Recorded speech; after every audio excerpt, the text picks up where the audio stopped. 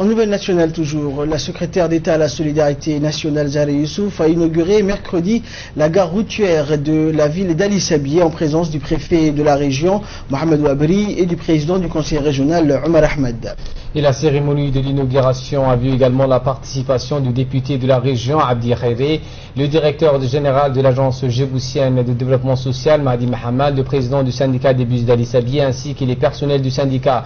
Les autorités locales ainsi que la population Assajoug ont attendu avec impatience la mise en service d'une nouvelle gare routière de ces infrastructures qui serait propice au renforcement du tissu économique à Assajoug. Ce projet de la gare routière est financé par la Banque africaine de développement, le BAD, par le biais de l'agence djiboutienne pour le développement social. La nouvelle place pour les bus de la ville d'Ali Sabieh, la gare routière, se trouve en bas du pied du mont Drapeau, non loin de l'hôtel de Palmarès. Le syndicat des chauffeurs de bus avait déplacé tous les bus vers ce nouveau lieu.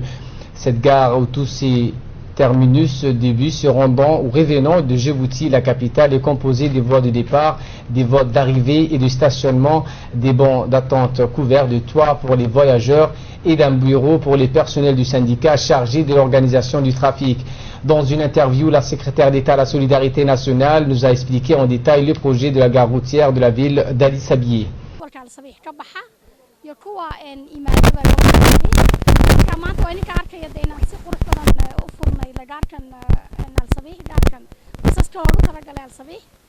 waxaan xagan ka sheeganaa inay mashruucaasi saandikaada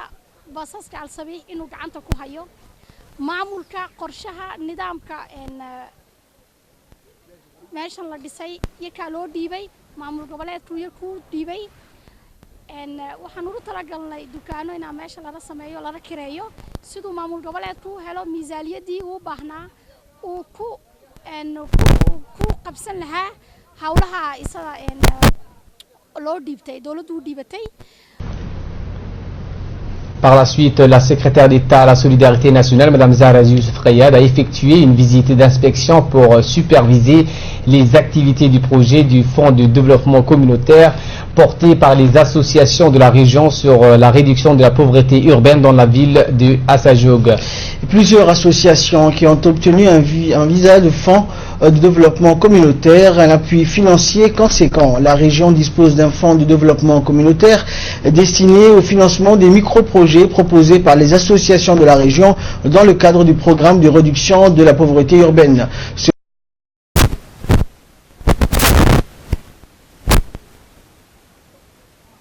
Bismillahirrahmanirrahim. Maanta oo Arbacaa waxaan joognaa Ali Sabiih. Waxaan u soconaa inaan hawshii aan bilownay muddo 3 bilood ah inaan soo xidhno. Kolka waxaan Ali Sabiih ka qabanay projectgan FDC baa la yiraahdaa. Ali Sabiih waxay nasiib u yeelatay inay 16 urur ay ka qayb galaan inay heleen financement. maanta waxaan dhex joognaa guriyihii nasiib u yeeshay inay kooraan inta muddo haysan ay kooraan u gelino. Ali Sabiih waxa hayshay qaybaha dhowr qaybood bay kala heshay in kooraan ah in biyaha xaafidan biyaha haysan u gelinay geedaan ka beernay Ali Sabiih dhexdeeda. waxaan kaloon qabanay heejadaha hadaan u dhaadhacno عصامة لبا بروجي بهالشيء بروجي ميني CDC عن électrification solaire هنو قليني en même temps حنو سميني ونو يكيبينو ان باند فوديو ألابي روجين أي كد كان لوزير وانو سميني على عادة وحنو سميني لبا أورور بايعون هالشيء أورور وحي هلين دمر كويو ينكبره هلا وحنو سميني استنسان وانو سميني بيرتودي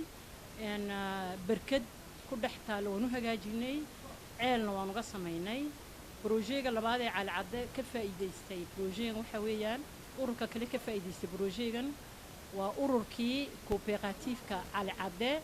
waxaan u soo iibinay iyagana 20 motopom la yiraahdo ceelalka ay kaga shaqeysan doonaan casaamo in gubato waxaan u sameeynay wuxuu noqday nasiib wanaag borojeegii ugu horeeyay 16ka aan inoo geeynay ayaguna waxaan u sameeynay barkad weyn ilaa 50 meter kiiba yaanu sameynay taa waan soo inoo diiqaynay cali cadde hol waxaan u sameynay barkado waxaan u sameynay tuulooyin ka yar xumaaday baan u hagaajinay cali sabiix diil baan joognaa maanta waxaan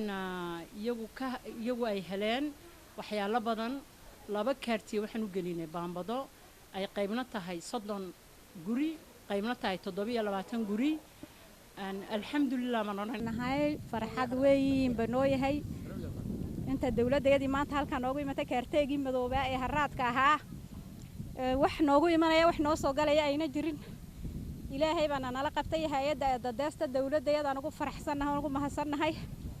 allahumma salli ala muhammad kooraanka 30 sanadood naga maqnaa biyaha naga maqnaa kooraankii waan helnay imikana biyihiina helnaa doonaynaa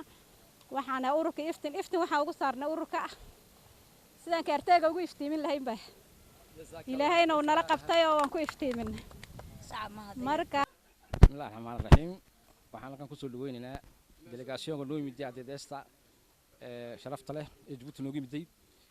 salaan sharaf leh ayaan ku soo dhaweynaynaa magaca ururka beeraleyda cali caddan ku soo dhaweynaynaa maanta waxaan aad iyo aad ugu mahadnaqaynaa deedeesta oo hawlo fiican nagala qayb gashay projectkiina la siiyay bank afrikaanku ayna siiyeen oon mootoboomiyo ku iibsanay oo maanta halkan aan ku qaybsanayno marka baahi xoog leh anagoo u qabna maanta oo xagaa soo gaaray oo mooteeradii hore aan lahayn anaga wada caadilmeen maanta faa'iido weyn baan ku iyaan anaga ay noo tahay waxaan mahadnaq xoog loo celinaa dowladda jamhuuriyadda Djibouti soo dhan tahay gaar ahaan adeegyada oo hawl xoog leh nagala qabatay